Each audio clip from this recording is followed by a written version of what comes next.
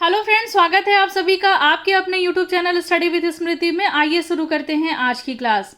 आज की क्लास में आप जानेंगे वन्य जीव जंतु एवं संरक्षण के बारे में। ये उन सारे स्टूडेंट के लिए हेल्पफुल हो जाता है जो झारखंड पीएससी के द्वारा आयोजित की जाने वाली संयुक्त असैनिक सेवा प्रतियोगिता परीक्षा की तैयारियों में लगे हैं। यह जो है वो प्रारंभिक परीक्षा के द्वितीय प्रश्न पत्र का एक भाग है और लगभग 5 प्रश्न ऐसे होंगे जो यहाँ से पूछे जाएंगे।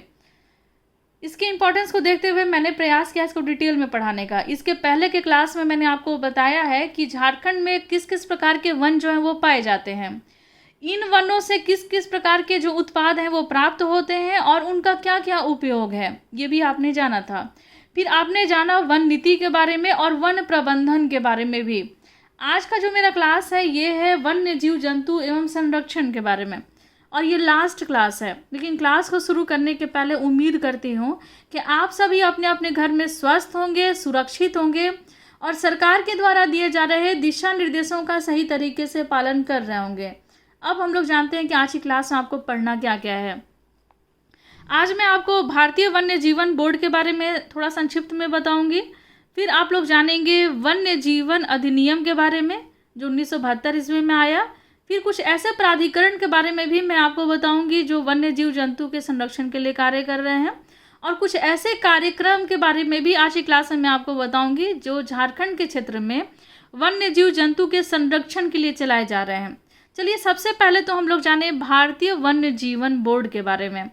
तो भारत में वन्य जीवन के संरक्षण की योजनाओं के क्रियान्वयन एवं निर्देशन करने वाला ये शीर्ष संस्थान है भारतीय वन्य जीवन बोर्ड।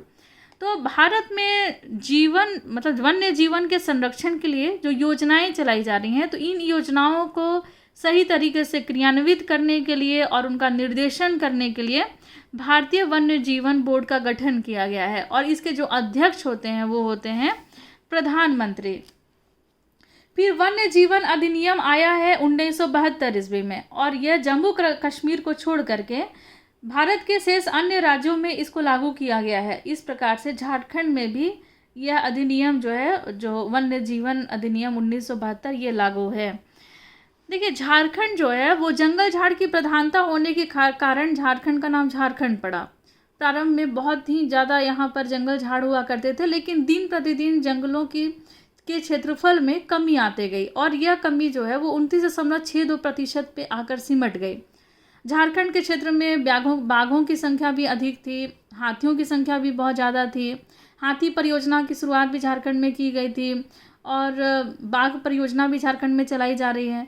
लेकिन धीरे धीरे बहुत सारे ऐसे जीव जंतु जिनकी संख्या कम होते जा रही है। बाघ जो है वो नाम मात्र के रह गए हैं, लगभग नहीं के बराबर झारखंड के क्षेत्र में रह गए हैं और हाथियों की संख्या भी कम होते जा रही है। इसी प्रकार से मगरमच्छ संरक्षण जो है वो किए जा रहे थे। मूटा प्रजनन केंद्र जो रांची में है, तो वहाँ पे भी मगरमच्छ जो है वो ख़त्म हो गए हैं और उसको अब वहाँ से मोटा प्रजनन केंद्र है उसकी जगह पर गिद्ध के संरक्षण के लिए कार्यक्रम वहाँ चलाए जा रहे हैं। लेकिन इन सभी की भी संख्या वहाँ बहुत ही कम है, ना के बराबर है। तो ये जीव जंतु जो हैं वो परिस्थिति में संतुलन बनाए रखने के लिए बहुत ज़्यादा आवश्यक होते हैं। इसके लिए ज़रूरी हो जाता है इनका संरक्षण करना। तो संरक्षण करने के लिए झारखंड के क्षेत्र में या अन्य राज्यों में भी समय समय पर विशेष प्रकार के कार्यक्रम चलाए जाते हैं, विभिन्न प्राधिकरणों का गठन किया जाता है। तो झारखंड राज्य के दुर्लभ पौधे और जीवों को सहेजने की प्रक्रिया में तेजी लाते हुए जैव विविधता परिषद के विस्तारीकरण को मंजूरी दे दी गई है। तो किसको मंजूरी दी गई है? जैव विविधता परिषद को। इसके विस्तार करने के लिए इसको मंजूरी दी गई है।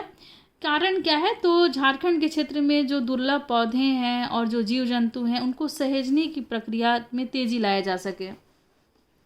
जैव विविधता अधिनियम के तहत राष्ट्रीय जैव विविधता प्राधिकरण भी बनाया गया है, जिसका मुख्यालय कहाँ पर है? तो ये चेन्नई में। माफ कीजिएगा ये कटा हुआ है। ये झारखंड राज्य में जैव विविधता पार्षद बोर्ड का गठन 2007 में किया गया। 2007 में इसका गठन किया गया है। जैव विविधता परिषद का उद्देश्य क्या है? चूँकि इसका गठन क्यों किया गया है? तो दुर्लभ पौधे और जो जीव जंतु हैं उनको सहेजा जा सके, उनको संरक्षित किया जा सके। और झारखंड राज्य में जो जैव विविधता पार्षद बोर्ड है उसका गठन 2007 में किया गया। इम्पॉर्टेंट फैक्ट है। प्रश्न यहाँ से पूछा जा सकता है। जैव विविधता पार्षद का उद्देश्य क्या है, अब हम लोग ये जानेंगे। तो राज्य के किसी भी गांव में वहां के जैव संसाधन का सतत विकास एवं संरक्षण करना। जो जैसे गांव है, यहाँ पे जितनी भी जैव विविधताएं हैं तो उनका संरक्षण करना, उनका विकास करना और स्थानीय लोगों को इससे फायदा दिलाना, ये काम है किसका, तो ये उद्देश्य है किसका, तो जैव विविधता पार्षद का उद्देश्य है। इसके तहत वनस्पति, जीव जंतु, पशुपालन, कृषि आदि की नए और पुराने वैरायटी को चिन्हित करके उसका विकास किया जाना है, ये इसका उद्देश्य है। फिर झारखंड में जैविक संसाधनों के संरक्षण के लिए 350 समितियां बनाई गई हैं। जो झारखंड में जो जैविक संसाधन हैं उनके संरक्षण के लिए कितनी समितियां बनाई गई हैं, तो लगभग 350 समितियां बनाई गई हैं। और जैविक संसाधनों के संरक्षण के लिए और सतत विकास के लिए 5 जिलों में 350 जैव विविधता समितियां बनाई गई हैं। और ये कौन कौन से जिले हैं, तो ये है रांची, सरायकेला, पूर्वी सिंहभूम, हजारीबाग और लातेहार। इन 5 जिलों में 350 जैव विविधता समितियां बनाई गई हैं। झारखंड में वन एवं वन्य जीवों के संरक्षण के लिए निम्नलिखित कार्यक्रम भी चलाए जा रहे हैं। कौन कौन सा है, तो सबसे पहले जानेंगे हम लोग ग्रीन इंडिया मिशन के बारे में।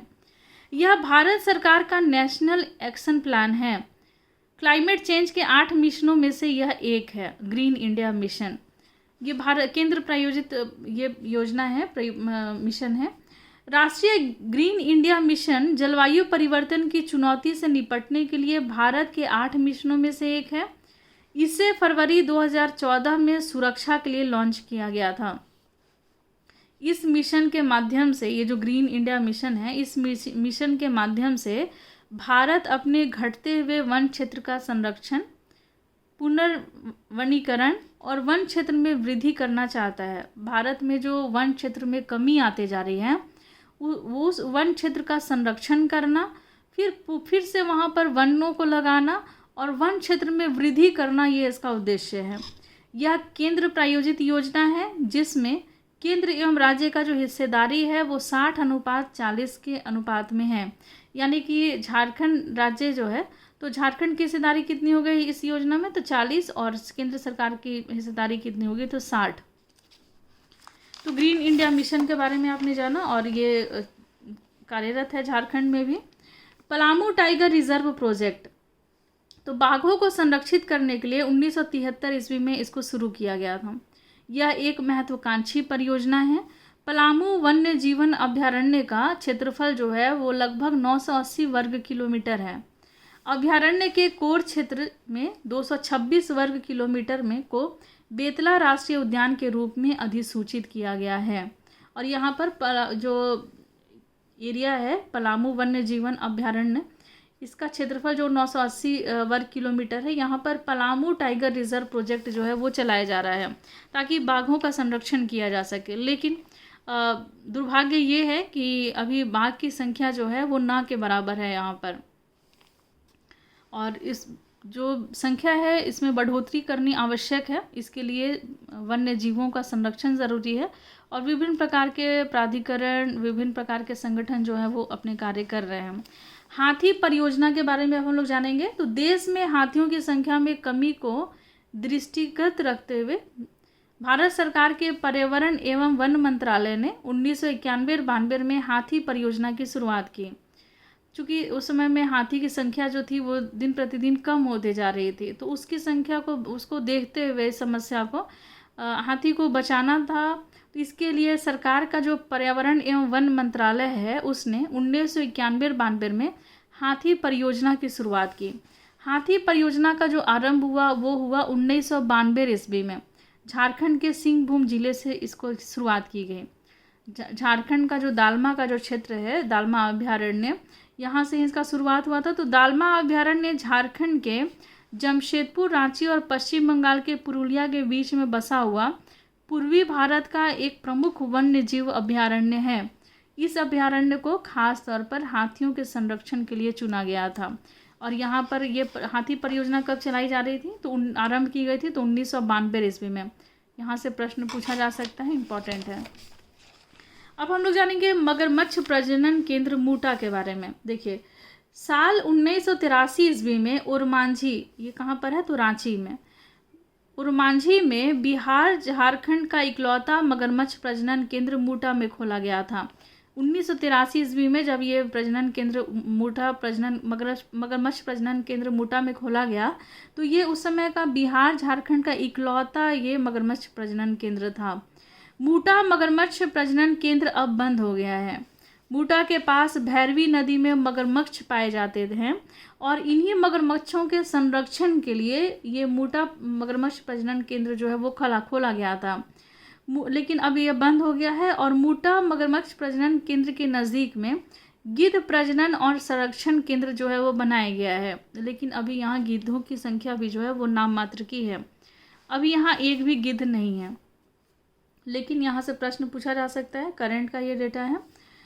कुछ अन्य महत्वपूर्ण तथ्य भी हम लोग जान लें, वन लाइनर्स की तरह ही है ये। देखिए, झारखंड वन्य जीवन बोर्ड के अध्यक्ष कौन होते हैं, तो ये होते हैं मुख्यमंत्री। और भारतीय वन्य जीवन बोर्ड के अध्यक्ष कौन होते हैं, तो वो प्रधानमंत्री होते हैं। झारखंड वन्य जीवन बोर्ड के उपाध्यक्ष कौन होते हैं, तो वन्य पर्यावरण और जलवायु परिवर्तन विभाग के मंत्री जो होते हैं वो झारखंड वन्य जीवन बोर्ड के उपाध्यक्ष होते हैं। ये जो वन्य जीवन बोर्ड है, झारखंड वन्य जीवन बोर्ड, उसका कार्य क्या है, अब वो हम लोग वो जानेंगे। झारखंड वन्य जीवन बोर्ड संरक्षण बोर्ड जो है वो वन्य जीव के संरक्षण की अनेक योजनाओं की निगरानी और उसका क्रियान्वयन करने की निगरानी और निर्देशन करने वाला ये शीर्ष सलाहकार निकाय है। ये जो योजनाएं आती हैं जीव जंतु के संरक्षण के लिए, उन योजनाओं का किस तरीके से कार्यान्वयन करना है, कि उस पर निगरानी रखना है और उसका निर्देशन करना है, तो ये कार्यान्वयन करने वाला, निर्देशन करने वाला और निगरानी करने वाला एक शीर्ष सलाहकारी निकाय है। इस बोर्ड में मनुष्य, वन्य प्राणी आश्रयणी का सीमा विस्तार, अवैध उत्खनन आदि महत्वपूर्ण बिंदुओं पर विचार किया जाता है। केंद्रीय चिड़ियाघर प्राधिकरण, देश भर में चिड़ियाघरों के प्रबंधन पर निगरानी के लिए केंद्रीय चिड़ियाघर प्राधिकरण स्थापित किया गया है। देश में जितने भी चिड़ियाघर हैं उन सभी का उनके जो प्रबंधन जो होते हैं उस पर निगरानी करने के लिए केंद्रीय चिड़ियाघर प्राधिकरण का गठन किया गया है। यह प्राधिकरण वैज्ञानिक आधार पर जानवरों के आदान प्रदान की देखभाल भी करता है।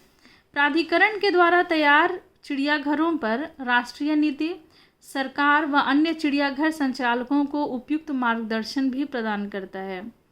तो आज की क्लास में आपने कुछ ऐसे इंपॉर्टेंट फैक्ट को जाना जो वन्य जीव जंतु के संरक्षण से संबंधित था। और देखिए, इसमें अभयारण्य भी आपको पढ़ना है। झारखंड में जितने भी अभयारण्य हैं तो उसके क्लासेस मैंने ले रखे हैं ज्योग्राफी विषय में, तो आप अभयारण्य के बारे में भी जानिएगा कि एकमात्र राष्ट्रीय उद्यान है झारखंड में और कुल 11 वन्यजीव अभयारण्य हैं।